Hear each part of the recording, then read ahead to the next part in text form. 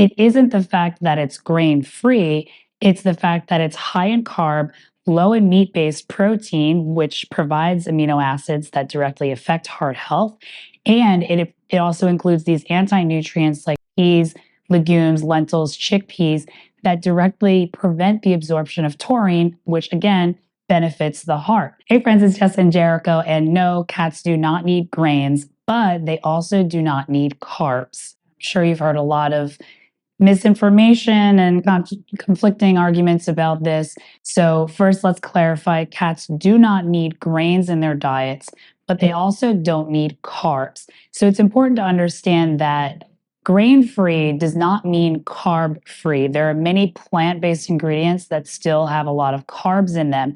And since manufacturers can't use grains in their products, they're going to use potatoes, legumes, lentils, and things like that to, number one, bump up the protein content because most dry food is low in meat-based protein, let's be honest.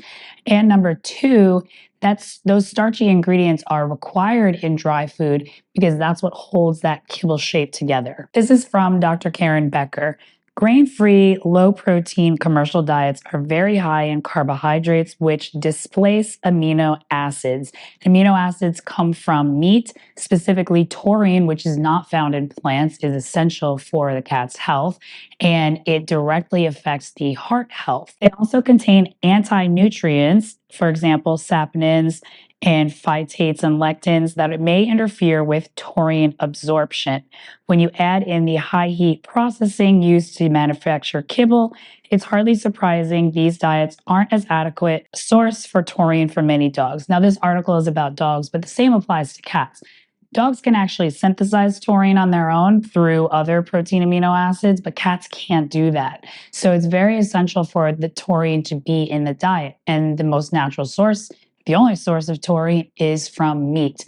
Even eggs don't provide taurine, so it's really important. That's why cats are carnivores, because they require taurine in their diet. Saponins include peas, chickpeas, beans, and lentils, and lectins also include lentils, peas, soybeans, potatoes, and chickpeas. Give me a polydactyl thumbs up if this is helpful so far, so more cat parents that want to feed their cat better can find this video. Thank you. So let's take a look at some grain-free cat food labels and see if we can spot these anti-nutrients, aka nutrients that prevent the absorption of taurine, which is essential for the heart, and dilated cardiomyopathy is a disease of the heart. So again, I'm changing the names here, and hopefully you can guess which one is which. So the first one that we'll look at is called atroz, and that's short for atrocity. When we look at the ingredients, we see that there are peas, lentils, and chickpeas, and the approximate carb amount is about 36%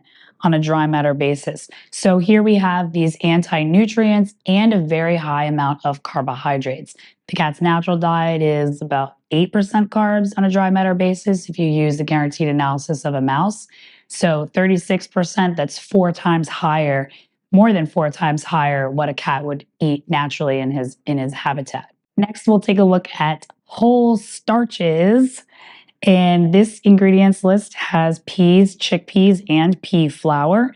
And the approximate carbs on a dry matter basis is 43%.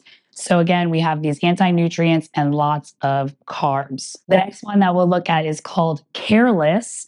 And in the ingredients, we see peas, potatoes, chickpeas, and pea fiber.